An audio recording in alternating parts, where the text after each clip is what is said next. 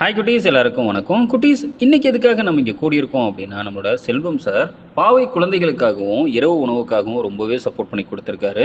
First of all அவருக்கும் அவங்க family members எல்லாருக்காகவுமே நம்மளோட சார்பாக மிகப்பெரிய நன்றி தெரிவிச்சுக்கலாம் குட்டீஸ்.